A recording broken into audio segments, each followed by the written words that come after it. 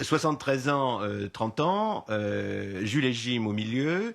Et il y a quand même l'idée que Henri-Pierre Rocher, s'il a vécu cette histoire à 73 ans, donc n'est plus en mesure de la revivre autrement que par le souvenir, et vous n'êtes pas en mesure de la vivre autrement que comme un désir de la vivre. Oui. C'est-à-dire qu'il n'y a aucun élément autobiographique d'un Jules et Jim. Enfin, c'est peut-être de vos films de cette période-là, celui... Ah, je ne sais pas.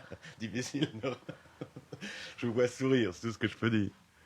C'est un peu tôt pour le dire, mais en même temps, pourquoi ne pas le dire? Je ne peux pas le dire complètement, mais je dirais partiellement que Jules et Jim a été fait inconsciemment, mais j'en suis à peu près sûr maintenant, puisque tout ça remonte à presque 20 ans, que ça a été fait pour faire plaisir à ma mère, qui est morte maintenant et qui avait beaucoup souffert de mon premier film, Les 400 coups.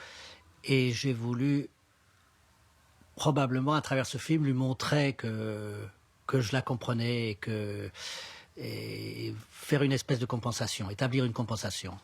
Et à l'époque, j'aurais dû m'en douter, parce qu'il y a eu dans la revue, je crois que dans la revue Esprit, je ne suis pas sûr, il y a eu un article négatif. Vous savez que les metteurs en scène sont paranoïaques, et on se souvient toujours de la mauvaise critique, même s'il y a eu 99 bonnes. Bon, la mauvaise critique de Jules et Jim, je crois que c'était dans la revue Esprit, disait, au fond, il s'agit dans toute cette affaire que de deux enfants amoureux de leur mère. Et je m'étais dit, oh là là, vraiment, ça c'est vraiment de la littérature, on va chercher midi à 14h, quel type torturé pour avoir inventé un truc pareil. Et voilà que 10 ans après, ma mère meurt, ces lignes me reviennent, et je dis, mais ce type n'était pas idiot, oui, il était passé pas loin. À part ça, il n'y a rien d'autobiographique dans Jules et Jim. Oui, alors, si, tout de même, votre cinéphilie et votre amour de ce que vous appelez le récit, la narration, en réalité, ce que j'appelle la légèreté. À savoir que, vous m'avez dit un jour, il me semble que c'est de ça qu'il s'agit quand on voit le film, c'est qu'on a envie de vivre comme eux, avec cette légèreté-là. De résumer aussi vite que le fait Jeanne Moreau, par exemple, sa relation avec un tel ou avec un tel. Oui, c'est un point auquel j'avais peu pensé, mais qui est probablement vrai. Je déteste ce qui est pesant, je déteste ce qui est dogmatique, je déteste ce qui est pédant, je déteste ce qui est lourd. Effectivement, j'aime la légèreté de Lubitsch, je pense que Renoir aussi est léger, je pense, oui.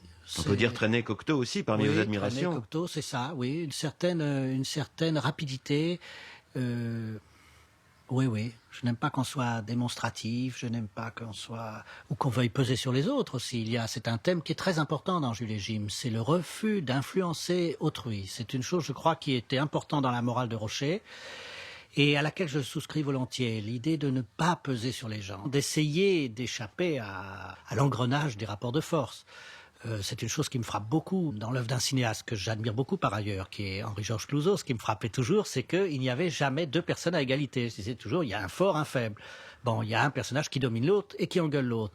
Et j'ai fait mon service militaire un peu tourmenté, mais j'ai fait mon service militaire en Allemagne. Et c'est une chose, évidemment, qu'on observe très fort dans la nature allemande aussi.